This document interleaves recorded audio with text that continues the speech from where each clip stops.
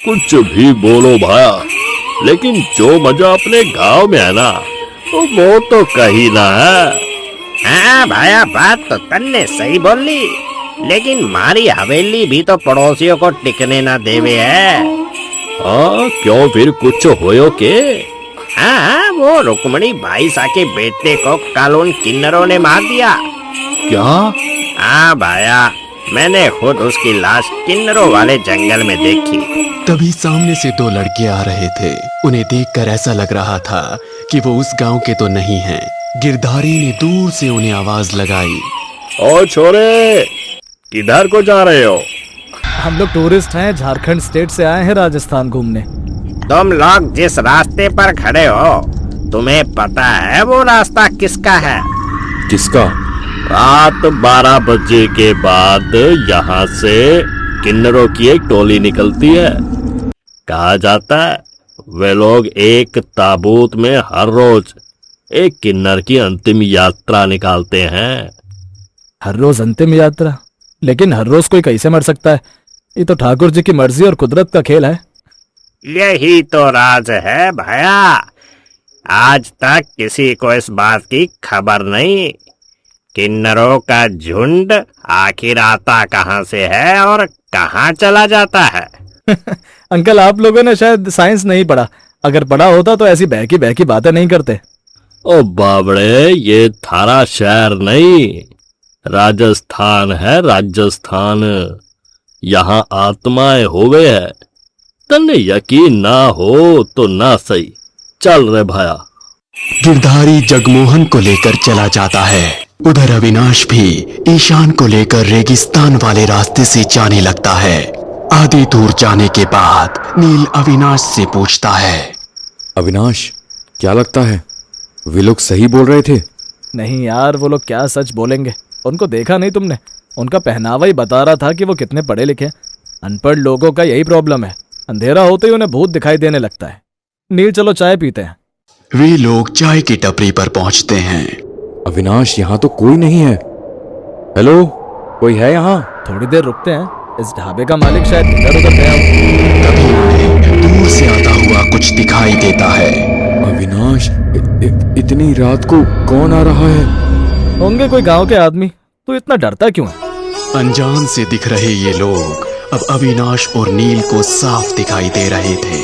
उनकी वेशभूषा उनके चेहरे से बिल्कुल भी मैच नहीं कर रही थी। अविनाश, हमने बहुत बड़ी गलती कर दी। गांव के लोग सच बोल रहे थे। ये तो किन्नरों की ही टोली आ रही है। शोर मत करो, ढाबे के पीछे छुप जाते हैं और इनके जाने का इंतजार करते हैं। देर मत करो, वे लोग हमारी ओर ही बढ़ रहे हैं। अविनाश और नील चाय की टपरी के पीछे छुपकर ये सब देखते हैं।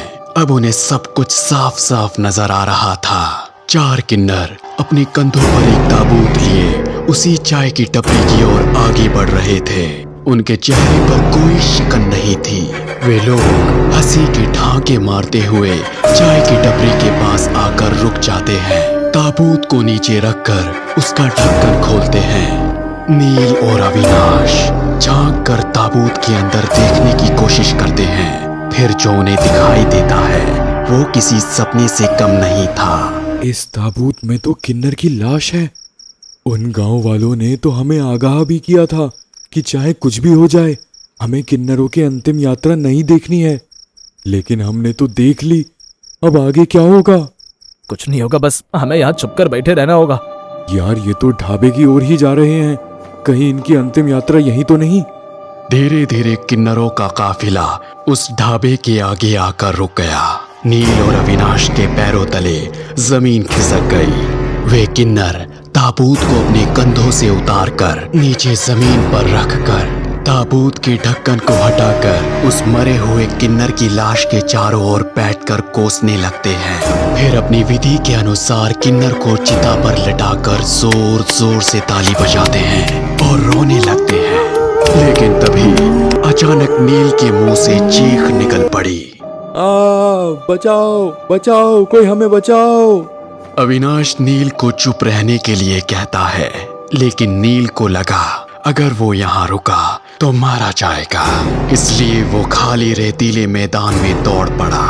पापा पापा मुझे बचाओ, कोई है, please help me please. Avinash धीरे से आवाज देकर उसे रोकने वाला ही होता है, लेकिन तभी एक किन्नर नील की आवाज सुन लेता है। उसने हमारी अंतिम यात्रा देख ली, क्या करूं? वही करना है जो गांव के लोगों के साथ करते हैं। किन्नरों का वो काफिला एक साथ नील की ओर बढ़ा। किन्नरों ने नील की गर्दन पीछे से पकड़कर उसे ताबूत में बंद करके वहां से ओझल हो गए। ये सब कुछ अविनाश के सामने हुआ। अविनाश भागते हुए गांव पहुंचा, जहां पहले से ही बैठक चल रही थी। अविनाश बैठक के बीच में बोल उठता है। मुखिया जी माफ करना, लेकिन क्या आप लोगों को पता है आपका गांव रात में सुरक्षित नहीं है? हाँ छोरे, हमने पता है, उसी की बैठक तो हमने बुलाई है ताकि लोगों को जागरूक कर सके। वो किन्नर गांव के बच्चे, बूढ़े, औरत किसी को नहीं छोड़ते। अरे मैं तो कब से कह रहा हूँ पास वाले टीले के सामने चलते और पूछताछ करते हैं, हो सकता है वही लोग हो, सीधे साधे गांव को लूटने की तरकीब हो। माफ करना चाचा, लेकिन आप किसकी बातें कर रहे हैं? अरे रोज जिस चाय की दुकान पे किन्नर अंतिम यात्रा निकाले हैं, किन्नरों का एक झुंड वही आसपास रेवे है। मने लागे है शायद बे लोगों ने ही खुद जैसा बनाकर मंतर वंतर फूक कर अपने गिरफ्त में ले लेवे हैं। अगर ऐसी बात है तो मेरा दोस्त नील भी जिंदा होगा। चलिए चलकर उससे पूछते हैं वो ऐसा क्यों कर रही है। चलिए जल्दी चलिए। नादान छोरे, ठहर जा, अभी तो राजस्थान के नियम और कानून से अनजान है। दिन में जावेंगे तो चेहरे सबको पहचान में आवेंगे, सांझ डलबा दे बिड़ चलांगे। शाम होती है। गांव के कुछ समझदार आदमी और पुरानी औरतें जाती हैं। लाइट्स कटी होती है। तभी मुखिया उनका दरवाजा खटखटाता है। रानी सा, ओ रानी सा, मैं हूँ गांव का मुखिया, किवाड़ खोल। मुखिया, इतनी रात को यहाँ क्यों आए हो? यहाँ से चले जाओ, अभी हमारे सोने का समय है। तुम लोग कल मेरे दोस्त नील को उठाकर कहीं ले गए थे, मेरा दोस्त कहाँ है? मुखिया जी, इस छोरे नो समझा लो, हमसे न लागे। किन्नर उसे कोई जवाब नहीं देते और अपना दरवाजा बंद कर लेते हैं।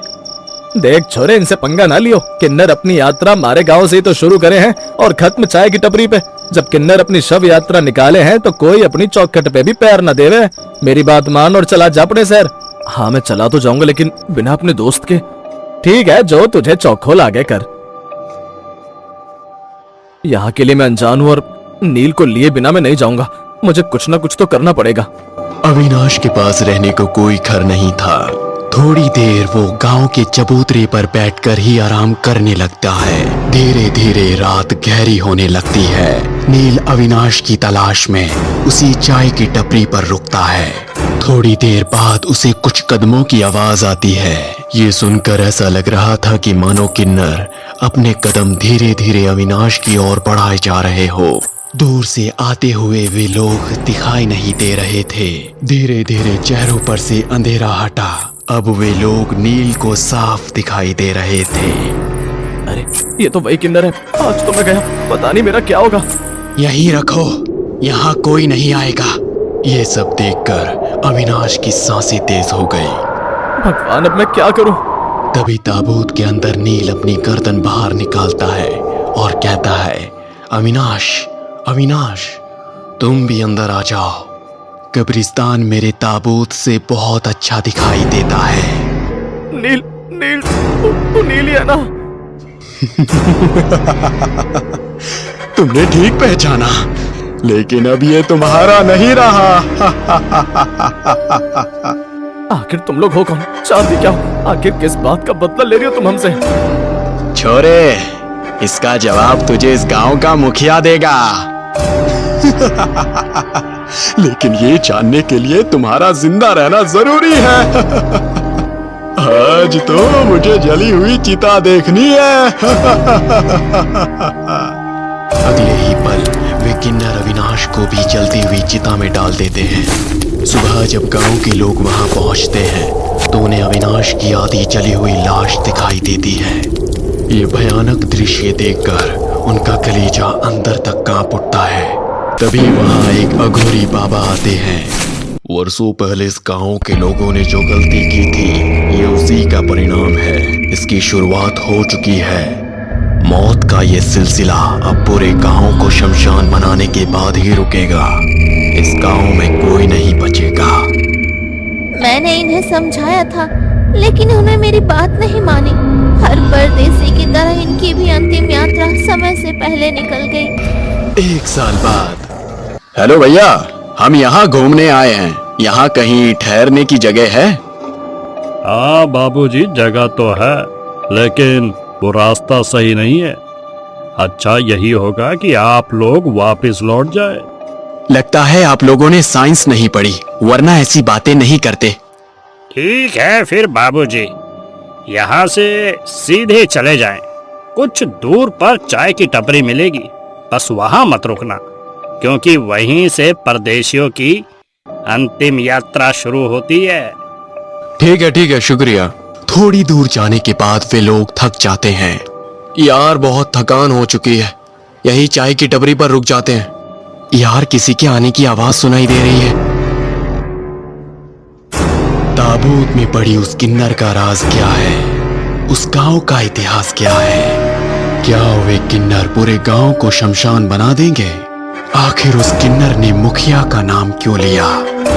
चाय की टपरी पर रुके विक्की और निकी क्या इस मौत के सिलसिले को रोक पाएंगे, या फिर उनकी भी अंतिम यात्रा होगी?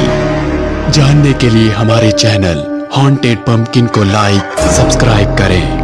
अगर आपके पास भी कोई सच्ची घटना पर आधारित कोई कहानी है तो हमें शेयर करें।